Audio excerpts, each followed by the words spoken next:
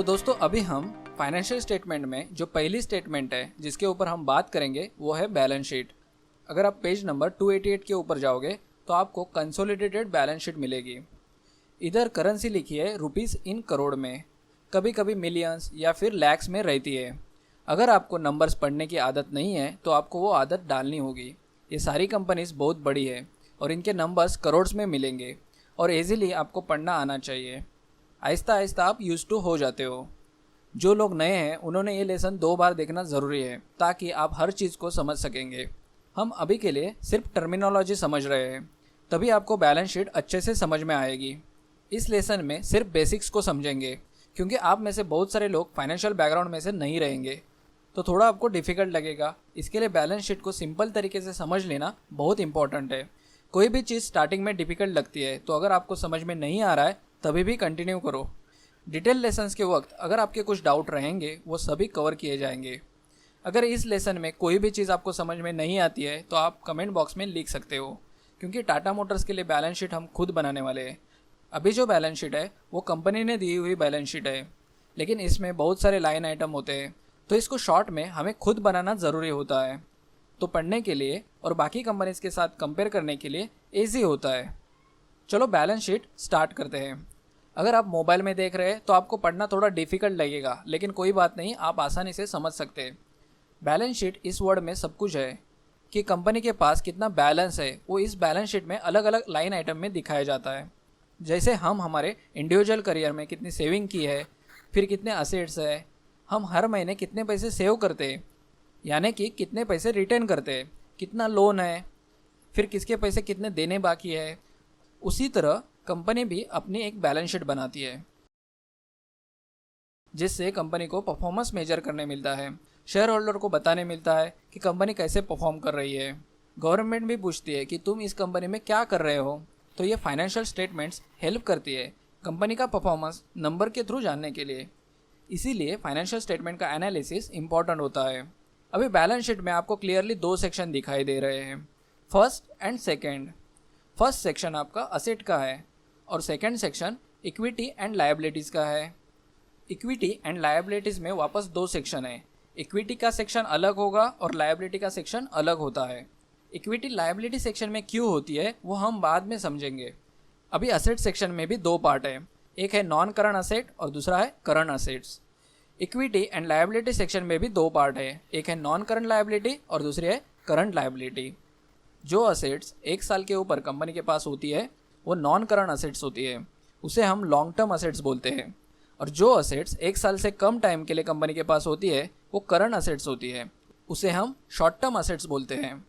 वैसे ही non current liability 1 साल के ऊपर की लायबिलिटी होती है और उसे हम लॉन्ग टर्म लायबिलिटी बोलते हैं। और जो लायबिलिटी 1 साल से कम टाइम के लिए कंपनी के पास होती है वो करंट लायबिलिटी होती है, उसे हम शॉर्ट टर्म लायबिलिटी बोलते हैं। बैलेंस शीट पे शॉर्ट टर्म और लॉन्ग टर्म असेट्स और लायबिलिटी होने से कंपनी के जो भी बिजनेस रिलेटेड प्लान रहेंगे वो सारे प्लान कंपनी आसानी से एग्जीक्यूट कर पाती है, क्योंकि कंपनी बैलेंस शीट देख के आसानी से पता कर पाती है कि कौन से असेट्स और लायबिलिटी शॉर्ट टर्म के लिए है और कौन से लॉन्ग टर्म के लिए है। और उसी के साथ बैलेंस शीट एनालिसिस करना इन्वेस्टर के लिए भी ईजी होता है। तो चलो इन शॉर्ट टर्म और लॉन्ग टर्म के चक्कर को और आसानी से समझते हैं। और अभी हम असेट सेक्शन के ऊपर ध्यान देते हैं। असेट में 2 तरह के असेट्स होते हैं, टेंजिबल असेट्स और इनटेंजिबल असेट्स। टेंजिबल यानी कि जिसकी वैल्यू आप आसानी से निकाल सकते हैं, और वो असेट फिजिकल फॉर्म में रहेगी, उसको आप टच कर सकते हैं और देख सकते हैं।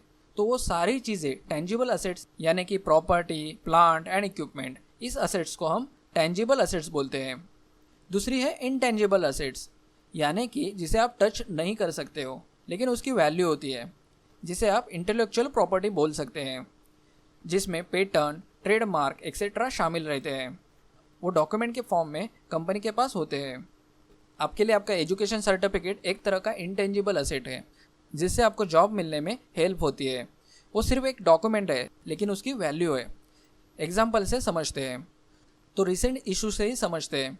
कोरोना वायरस से पूरी दुनिया परेशान है, तो अगर किसी कंपनी ने या फिर किसी इंडिविजुअल ने मेडिसिन बनाई तो उस मेडिसिन की क्लिनिकल ट्रायल्स लेंगे और लोगों के लिए अवेलेबल करेंगे। लोगों को अवेलेबल करने से पहले वो उस मेडिसिन को पेटेंट करेंगे। मतलब वो अपने रिसर्च को प्रोटेक्ट करेंगे ताकि मार्केट में और कोई उसे कॉपी ना करे। अगर वो रिसर्च को intellectual property organisation innovative research करके एक्सेप्ट करती है तो वो उस इंडिविजुअल के लिए एक इंटेलेक्चुअल प्रॉपर्टी होगी।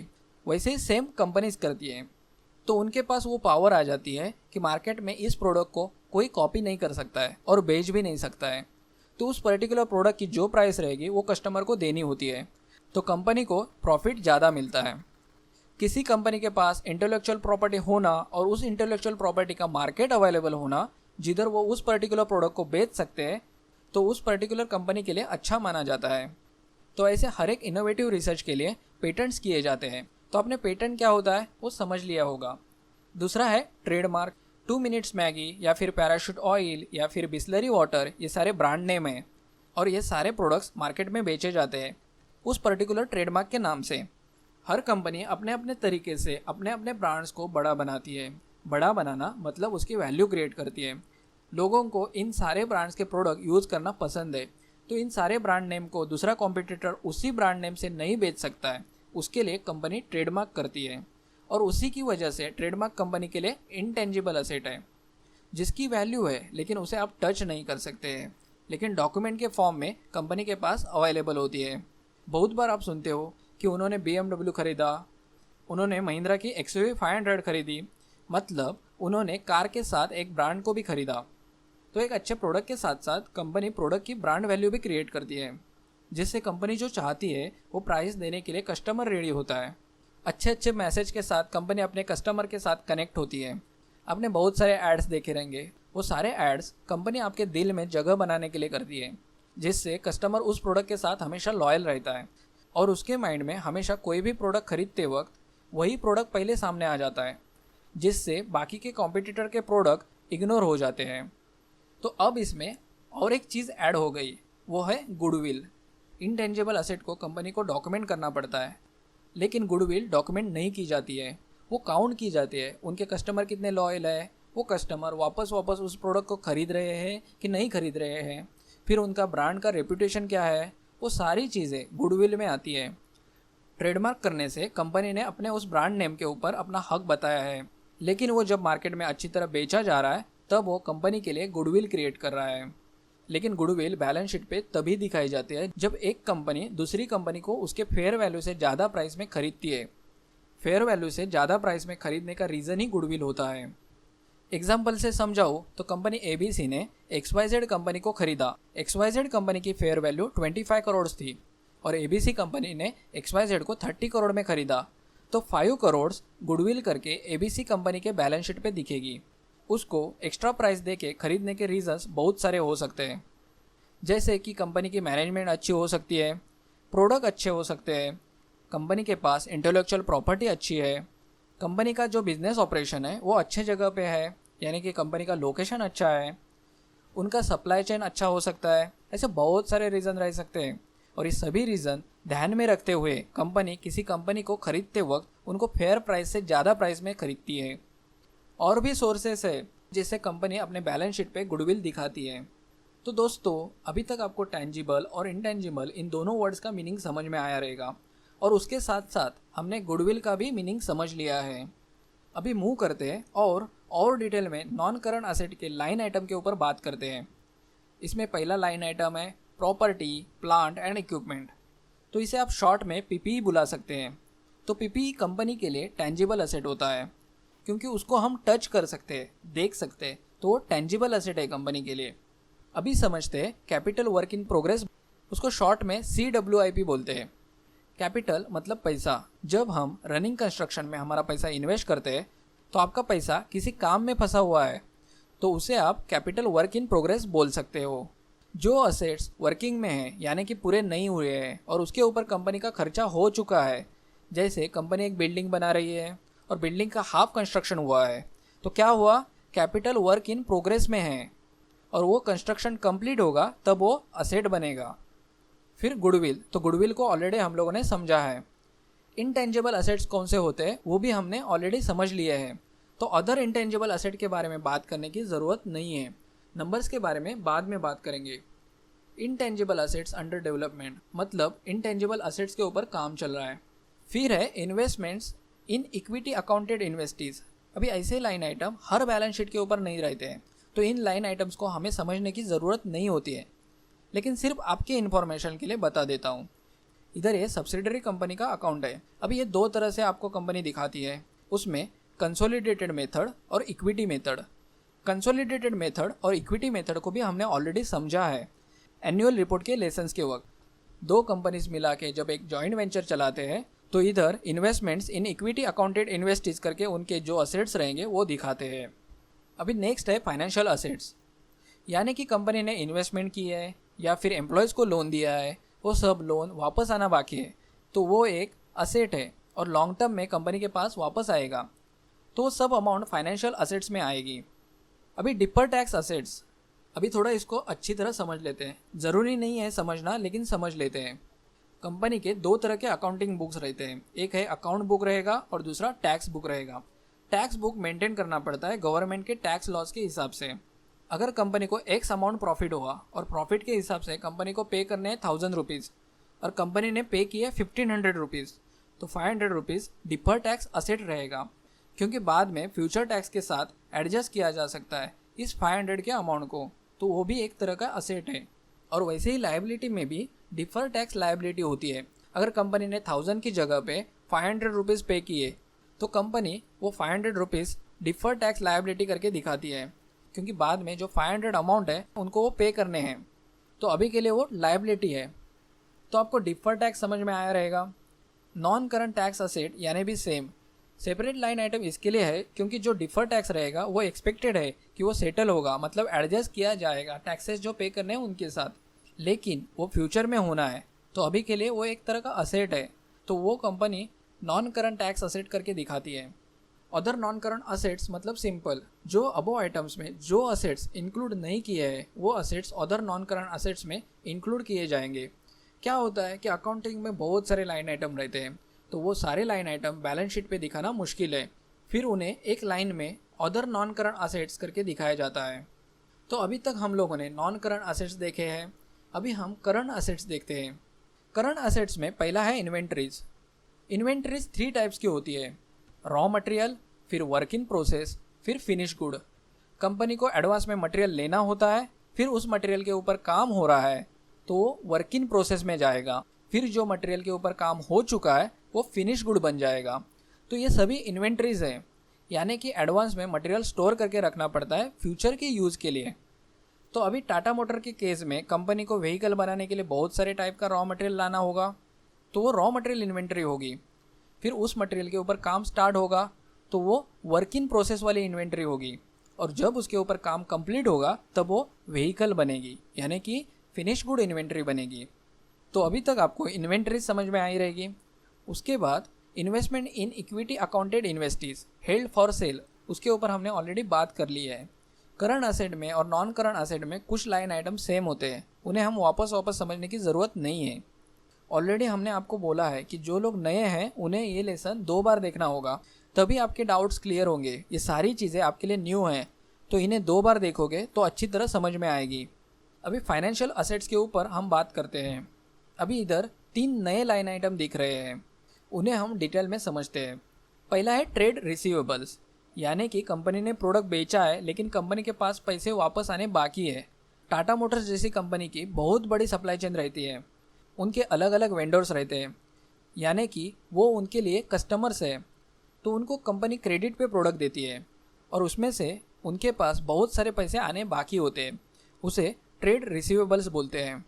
आप समझ सकते हैं ना, टाटा मोटर्स कंपनी की व्हीकल बहुत ज़्यादा जगह बेची जाती है, अलग अलग कंट्रीज़ में बेची जाती है, उन सब जगह से पैसे कलेक्ट करना बाकी होता है, तो वो सभी पैसे जो आने बाकी है कंपनी में वो company as a trade receivable करके दिखाती है। फिर है cash and cash equivalents. Company के पास कैश कितनी है और आगे का वर्ड है इक्वलेंट आइटम्स, मतलब उन्होंने बॉन्ड्स में वगैरह इन्वेस्टमेंट की है और वो जल्दी से जल्दी कैश में कन्वर्ट हो सकती है, वो सभी आइटम्स यानी कि cash and cash equivalent items हैं। फिर बैंक बैलेंस अदर देन अबो, इस लाइन आइटम से समझ में आ रहा है ये कैश वो है जो cash and cash equivalent item में कंसिडर नहीं की है लेकिन बैंक में एज अ बैलेंस करके अवेलेबल है। Assets classified as held for sale, मतलब सिंपल है, उनको ये असेट्स बेचने हैं, और वो असेट्स कौन से हैं वो आपको 46B के नोट में मिलेंगे। लेकिन अभी देखने की ज़रूरत नहीं है, सिर्फ अभी के लिए लाइन आइटम को समझो। तो ओवरऑल अभी हम लोगों ने असेट सेक्शन को देखा और ऊपर ऊपर से समझने की कोशिश की है कि हर एक लाइन आइटम का मतलब क्या है और इन दोनों का टोटल होके टोटल असेट्स आए हैं। फाइनेंशियल मॉडलिंग में हम इन नंबर्स के ऊपर बात करने वाले हैं, तब आपको इन नंबर्स को कैसे एनालिसिस किया जाता है वो समझ में आएगा। अभी क्या करते हैं, इक्विटी एंड लायबिलिटीज़ को समझते हैं। तो पहले समझते हैं इक्विटी। पहले तो आपके माइंड में आएगा कि लायबिलिटी सेक्शन में इक्विटी क्यों है। तो एक्चुअली शेयर होल्डर और कंपनी ये दोनों सेपरेट है। तो शेयर होल्डर ने कंपनी को पैसा दिया है कंपनी चलाने के लिए, तो शेयर होल्डर से जो पैसा कंपनी ने लिया वो कंपनी के लिए लायबिलिटी है। तो इसका मतलब शेयर होल्डर्स जब चाहे शेयर बेच सकते हैं, जिसको शेयर बेचेंगे वो नए शेयर होल्डर्स होंगे। तो क्या हुआ, इधर शेयर होल्डर चेंज हुआ, कंपनी चेंज नहीं हुई। तो इसके लिए कंपनी के लिए शेयर होल्डर की इक्विटी लायबिलिटी करके दिखाई जाती है। तो इसमें पहला आता है इक्विटी शेयर कैपिटल, यानी कि जिस कैपिटल के ऊपर कंपनी ने नंबर ऑफ शेयर इशू किए हैं। अब इस चीज़ को समझना बहुत इंपॉर्टेंट है। इसमें आपको ज़्यादा कन्फ्यूजन में नहीं डालते हुए हम इस चीज़ को बहुत सिंपल तरीके से समझते हैं। एक होता है ऑथोराइज कैपिटल और दूसरा होता है paid up capital. Mister A, mister B और मिस्टर सी ने मिलकर एक कंपनी बनाने की कोशिश की। उस कंपनी का नाम रखा ABC कंपनी। तो उन्होंने ऑथोराइज कैपिटल रखा 5 लाख रुपीज़ का। उसके बाद उन्होंने 10 रुपीज़ के फेस वैल्यू के ऊपर शेयर्स इशू किए। तो अगर 5 लाख को डिवाइड करते हैं 10 रुपीज़ से, यानी कि फेस वैल्यू से, तो शेयर्स कितने होंगे, 50,000 shares. Mister A, mister B और मिस्टर सी ने 10,000 शेयर्स सब्सक्राइब किए। तो उन्होंने 10 रुपीज़ के हिसाब से 1 लाख का शेयर कैपिटल दिया, यानी कि ये पेड अप कैपिटल है, उसे इक्विटी शेयर कैपिटल बोल सकते हैं। तो अभी कंपनी के पास 40,000 शेयर्स पेंडिंग है। तो ये shares company mister A, mister B और मिस्टर सी के परमिशन से किसी भी न्यू इन्वेस्टर को दिए जा सकते हैं। लेकिन कंपनी ऑथोराइज कैपिटल के ऊपर कोई शेयर्स इशू नहीं कर सकती है। ऑथोराइज कैपिटल ये हाईएस्ट ब्रैकेट है। अगर कंपनी को और शेयर्स इशू करने होंगे तो कंपनी को ऑथोराइज कैपिटल बढ़ाना होगा, तभी कंपनी नए शेयर्स इशू कर सकेगी। तो अभी हम फेस वैल्यू को समझते हैं। फेस वैल्यू में कन्फ्यूजन नहीं करना है। फेस वैल्यू के लिए स्टैंडर्ड प्रैक्टिस की जाती है 10 रुपीज़ पर शेयर। तो जब भी कोई शेयर्स इशू किए जाते हैं कंपनीज के थ्रू तो उसकी वैल्यू 10 रुपीज़ ही होती है। तो जब कंपनीज बिजनेस करती है तब कंपनीज का वैल्यूएशन किया जाता है अलग अलग फैक्टर्स यूज़ करके। अगर ABC कंपनी ने कुछ साल बिजनेस किया और कंपनी अच्छी परफॉर्म कर रही है और अलग अलग फैक्टर से कंपनी का वैल्यूएशन 50 लाख रुपीज़ हुआ, तो कंपनी का valuation divide number of shares यानी कि 10,000 शेयर्स, तो हमें पर शेयर वैल्यू मिलेगी। अगर किसी न्यू इन्वेस्टर को इस कंपनी में इन्वेस्टमेंट करनी है तो कंपनी इस 500 रुपीज़ के ऊपर न्यू इन्वेस्टर को शेयर्स अलोकेट कर सकती है। जब तक कंपनी में कोई न्यू इन्वेस्टर नहीं है तब तक कंपनी के वैल्यूएशन को हम प्री मनी वैल्यूएशन बोलते हैं।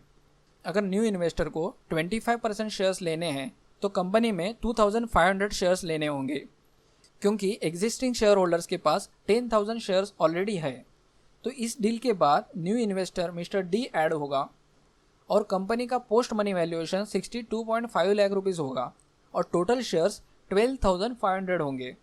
शेयर की वैल्यू चेंज नहीं हुई, सिर्फ न्यू इन्वेस्टर ऐड हुआ, लेकिन न्यू इन्वेस्टर को 10 रुपीज़ के शेयर के ऊपर 490 रुपीज़ का प्रीमियम देना पड़ा, क्योंकि तब तक कंपनी की वैल्यू इंक्रीज़ हुई थी। तो न्यू इन्वेस्टर्स को शेयर के ऊपर प्रीमियम देना पड़ता है। अभी कंपनी के पास शेयर्स ऑथोराइज कैपिटल में पड़े हुए हैं, तो कंपनी अगर चाहे तो बोनस शेयर इशू कर सकती है। अगर कंपनी ने सोचा एक शेयर के ऊपर और एक शेयर दिया जाए कंपनी के शेयर होल्डर्स को, तो शेयर्स की क्वांटिटी बढ़ेगी और शेयर प्राइस हाफ होगी। इस केस में टोटल शेयर्स होंगे 25,000 और शेयर प्राइस होगी 250 रुपीज़। तो जब भी कोई कंपनी 1:1 शेयर इशू करती है तब आपकी शेयर्स की क्वांटिटी बढ़ती है, लेकिन शेयर के प्राइस हाफ होती है। तो कंपनी इस तरह से डिसाइड कर सकती है आपको कितने बोनस शेयर इशू करने हैं। तो बोनस शेयर का आपको फंडा समझ में आया रहेगा। अब और एक कॉर्पोरेट एक्शन को समझते हैं जिसे शेयर स्प्लिट बोलते हैं। कंपनी इस 10 रुपीज़ की प्राइस को हाफ करे तो कंपनी की फेस वैल्यू 5 रुपीज़ होगी और शेयर्स 25,000 होंगे, लेकिन पेड अप कैपिटल वही के वही है और ऑथोराइज कैपिटल भी उधर ही है। सिर्फ चेंजेस हुए हैं शेयर के प्राइस में और शेयर की क्वांटिटीज़ में।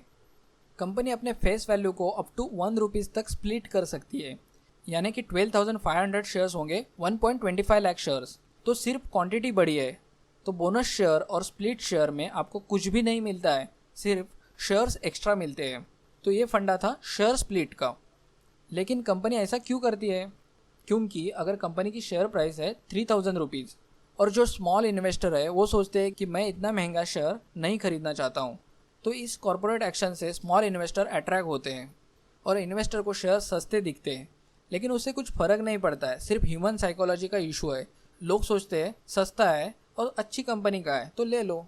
आप समझ सकते हैं इस फैक्टर को। तो अभी तक हमने इक्विटी शेयर कैपिटल समझा, फिर शेयर प्रीमियम समझा, फिर फेस वैल्यू समझी, फिर बोनस शेयर को समझा, फिर शेयर स्प्लिट को समझा, फिर है अदर इक्विटी, यानी कि कंपनी हर साल अपने प्रॉफिट में से पैसे रिटर्न करती है। उसे आप रिटेन अर्निंग नहीं तो रिजर्व एंड सरप्लस बोल सकते हो, और दोनों वर्ड्स का मीनिंग एक ही है। कंपनी का रिजर्व और सरप्लस अच्छा होना बहुत ज़रूरी होता है। फिर है नॉन कंट्रोलिंग इंटरेस्ट, यानी कि माइनॉरिटी इंटरेस्ट, जिसको आप ऐसा समझ सकते हैं कि एक कंपनी है जिसने दूसरी कंपनी को ख़रीद लिया, लेकिन उसमें उन्होंने सिर्फ 80% स्टेक ली, तो 20% किसी और के पास है। इसका मतलब नॉन कंट्रोलिंग इंटरेस्ट हो गया, तो उसे माइनॉरिटी इंटरेस्ट भी बोलते हैं। जो अदर 20% है वो कंपनी में डिसीजन नहीं ले सकते, क्योंकि जिसकी ज़्यादा स्टेक रहेगी वो उस कंपनी को कंट्रोल करता है। लेकिन माइनॉरिटी का जो इंटरेस्ट है वो कंपनी अपने बैलेंस शीट पे दिखाती है, और उसी की वजह से वो एक तरह की लायबिलिटी है। फिर नॉन करंट लायबिलिटीज़, यानी कि 1 साल के ऊपर की लायबिलिटीज़, तो इस लायबिलिटी को कंपनी 1 साल से ज़्यादा होल्ड करने वाली है, तो इसे लॉन्ग टर्म लायबिलिटी बोल सकते हैं। जिसमें इधर देखोगे तो बोरोइंग्स है, मतलब कंपनी ने लोन लिया है। फिर अदर फाइनेंशियल लायबिलिटीज़, ये भी लॉन्ग टर्म लायबिलिटीज़ है। फिर प्रोविजंस, यानी कि कंपनी ने किसी काम के लिए पैसे साइड में रखे हैं और वो फ्यूचर में आपको एक्सपेंस में दिखाई देंगे। फिर है डिफर टैक्स लायबिलिटीज़, इसके ऊपर हम ऑलरेडी बात कर चुके हैं।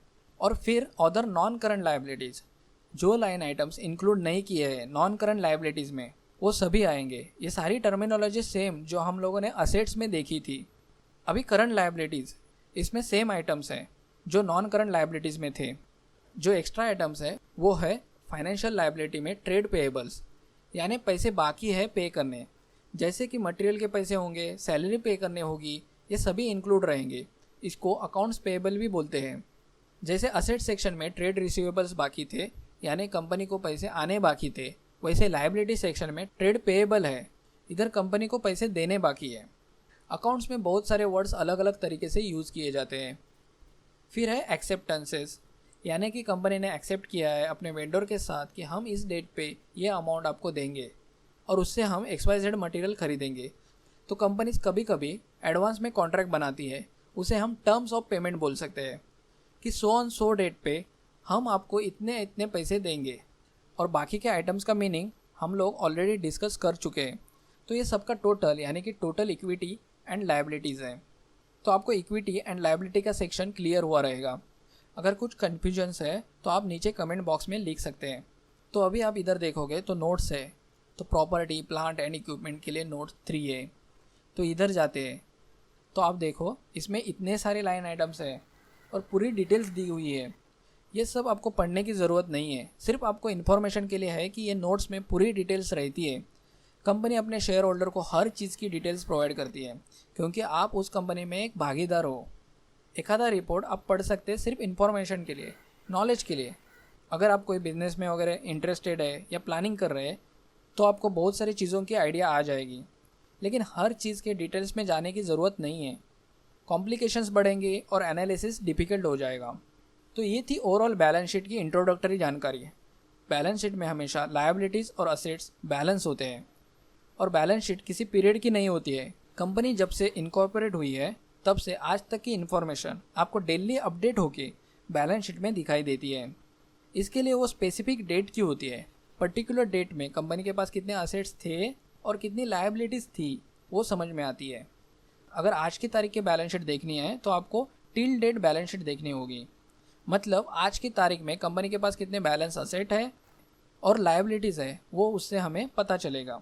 कंफ्यूज नहीं होना है और पेशेंस रखना है, हर चीज़ आगे आगे क्लियर होती जाएगी। तो अभी दोस्तों नेक्स्ट लेसन में मिलते हैं।